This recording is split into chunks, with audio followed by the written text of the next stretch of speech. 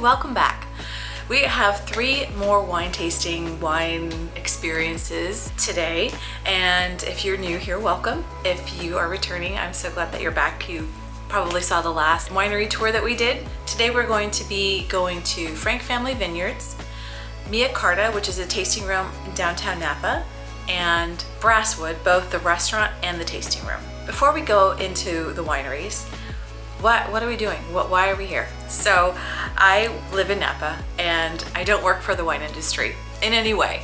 And one of our hosts recently said, oh, you're like one of the 3 people in town who don't have any relation to the winemaking industry, which is true. So any information that I'm going to be giving you is going to be completely unbiased. I am not affected by the wine industry in any kind of way whatsoever. I just like them. The other idea is that there are so many wineries here in Napa. How does one who visits this place for the first time, how do you pick one? They're all so different, they're all so unique, and they have different vibes. I want to show you what each of the wineries are so that when you plan your trip here, you will know exactly what you're getting and will have the best experience. Even if you don't ever plan on visiting Napa or Napa Valley, this area is such a beautiful part of the world that I felt that I needed to share. I wasn't born here and I have only lived here for a brief time, but this has such a special feeling to it as an agricultural wine and food capital of our country, if not the world. So I wanted to bring all that to you so that you can experience as much as possible from the comfort of your own home. So whether you're going to visit, don't ever plan on visiting, and just want to see some beautiful country, you are in the right place. Let's go.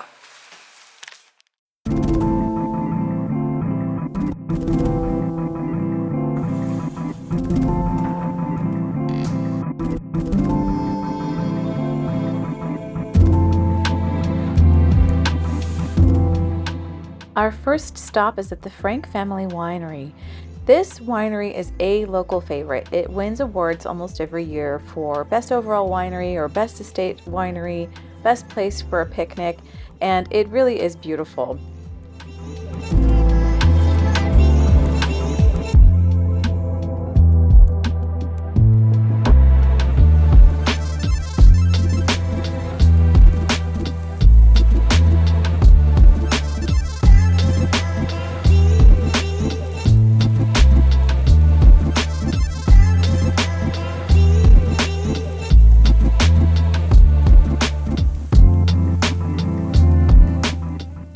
We were sat in the Patriarch Room, which I loved because I love origin stories of wineries. Mr. Frank grew up in the Bronx and was the son of a butcher, had very humble beginnings. And then as a young adult, moved to Chicago, got into the entertainment industry, and eventually moved to Los Angeles, where he became president of Disney for Lion King, Little Mermaid era.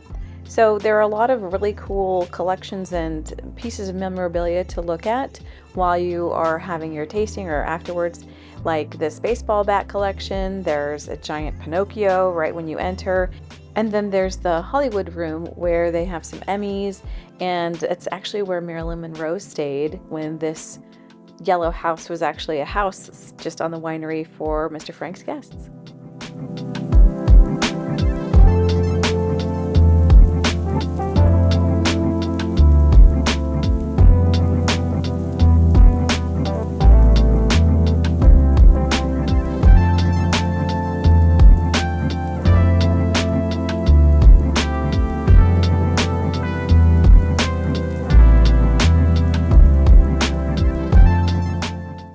If you have any questions about this or any of the other wineries or tasting rooms that are going to be in this or any video, please drop a comment and I will get to it as soon as I get the notification, which even if this comment comes way after the video is published, I will get that notification. So I will definitely answer all your questions.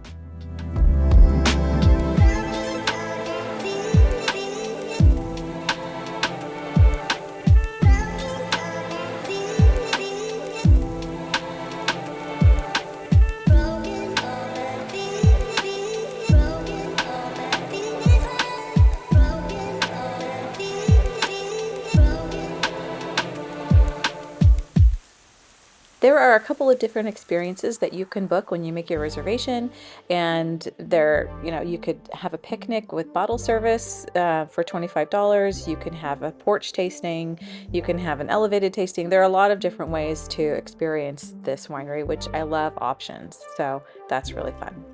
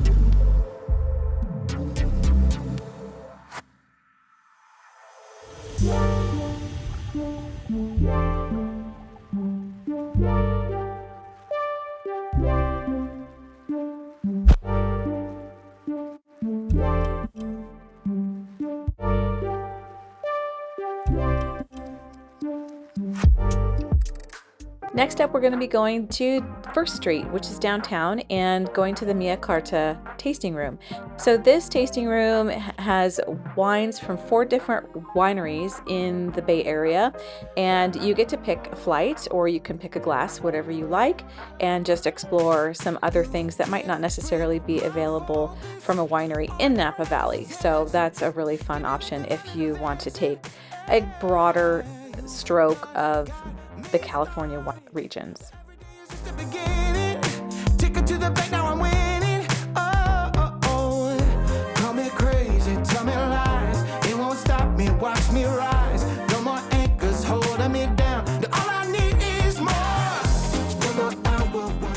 And then on to lunch. Brasswood is located just north of St. Helena on your way to Calistoga, and we have eaten here so many times. It is one of our favorite places to have lunch when we're out and about. If you have a full day of wine tasting, the last thing you want to see at lunch or dinner is another glass of wine. So they have great cocktails and also a beer selection. Now, this used to be a secret menu item, but it got so popular that it's not as really a secret anymore. It's a hand-pulled homemade mozzarella with olive oil, salt and pepper, and just amazing bread. It sounds really simple, but it is one of the best things on the menu, and we order it every time.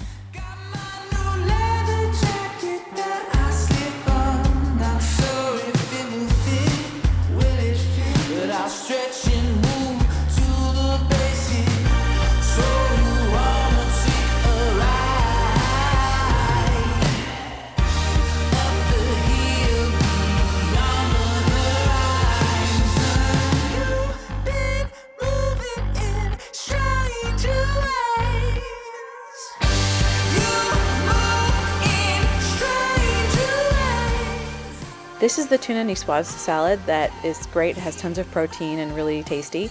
They also change out the menu seasonally. So when we went, they had, butternut squash ravioli, but then you go back in the summer and it's something different.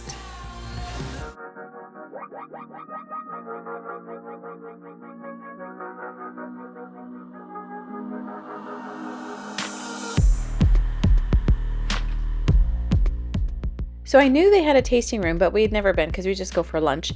So I made a special trip back because I really wanted to experience the tasting room. This tasting room is really very elegant, but it just goes to show you that your host can make or break your experience. I had the best host ever at this winery, and he's going to teach us all about the different climates that change as you go up the valley and the tannin structures, which is the best explanation of tannins I've ever had. Let's listen to 7. Here is a nice 3D printed map of Napa Valley, consisting of all of our 16 AVAs. Right here, we're sitting in St. Helena. Where these wines came from is Coombsville, which is all the way down southeast of Napa, just down here. And Like I said, it sits at that unique adjustment from the San Pablo Bay where we get that really beautiful breeze that comes along the Vaca Mountains. And that breeze is just hitting Coombsville throughout the day. When you have your red wines growing in the upper part of the valley, and usually in the summertime, it's usually like 5 to 10 degrees hotter up here than what's going on down here. And that's why you're getting more bolder wines up here, because the ripening, for one, also two, the tannin structure. So when you have an environment that's more hotter, it's allowing less acidity to develop and more big tannins. And then when you have red wines growing, especially in the lower part of the valley where it's actually cooler because of the climate down here, you're actually getting more acidity that develops and less tannins and softer, smaller tannins. Now let's talk about tannins, because tannins are super important for wines. Not only does tannins give wine structure, but also life eligibility to age in the bottle. Tannins come from the skins of the grapes, the seeds, the stems, and the barrels while they're aging in them. And now I want to use your imagination with me. Think of tannins as like a spheric pearl, and your taste buds are like this onion-shaped cup. And when you have those red wines coming from the upper part of the valley where it's more hotter and you have those bigger, huger tannins and less acidity, those big pearls are going to land directly onto your taste bud, which is that little cup. And that not only blocks your taste buds, your senses, dries your palate out. Then when you have your red wines coming from the lower part of the region of the valley, like Coombsville, where it's a little cooler, more acidity has developed and lesser and smaller, softer tannins. So they're not big pearls, they're actually little pearl beads. And those pearl beads are falling all around that cup, which is your taste bud.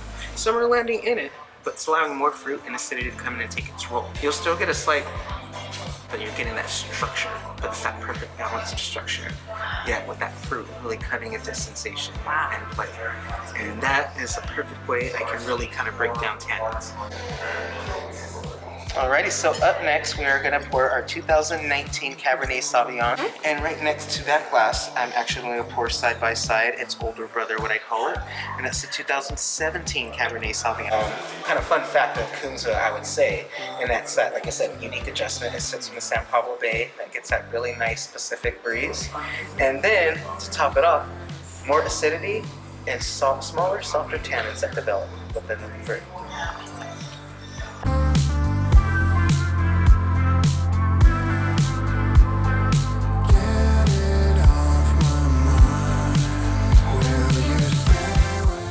So Brasswood has more than just this one wine tasting experience. They also have a cave tour. They have wine and food pairings. In addition to red wines, they also offer white wines. They're not always available because they don't make very many, but Chardonnays are also available, as well as the Sauvignon Blanc, which is what I had in the beginning. Pets are also allowed on a leash, and minors are also welcome.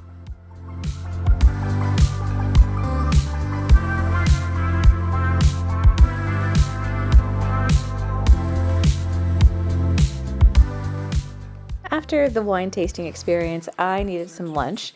So they have this whole kind of complex that has the tasting room, the restaurant, there's a boutique, and then a cafe. So I went over to the cafe to order some lunch.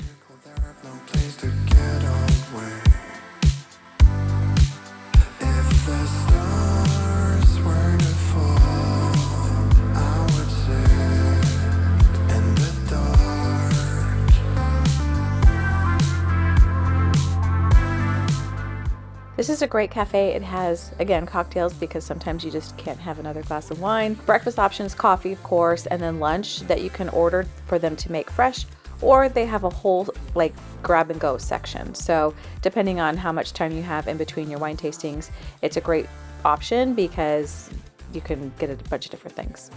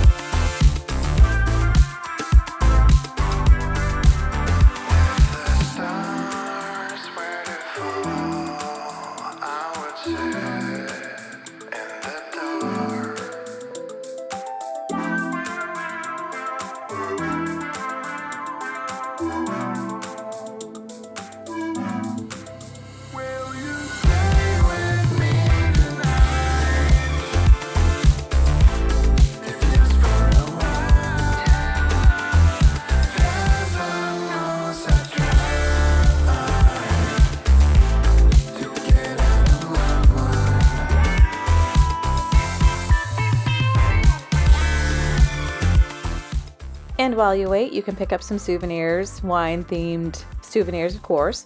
And the part that I love the most is that they have this whole section of the Napa Soap Company. We love the Napa Soap Company. We use the Napa soaps in our showers and everything. That's just a really good product, and it smells so good. So if you ever find them, I highly recommend them.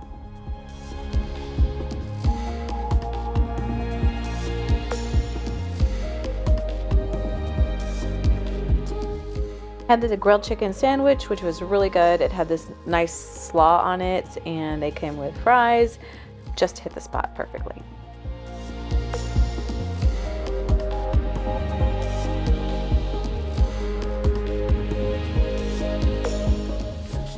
There is tons of outdoor seating so that you can enjoy our beautiful weather and just chill if you have an extra minute and want to just relax with your cocktail or glass of wine.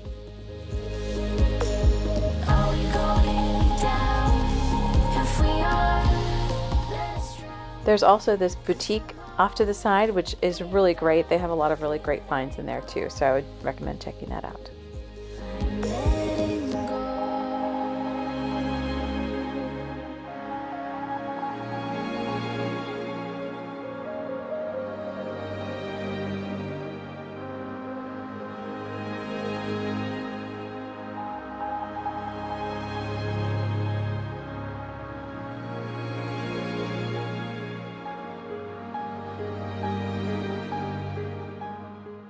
If you missed the first tour that I did, you can find that video right here. I'll see you over there.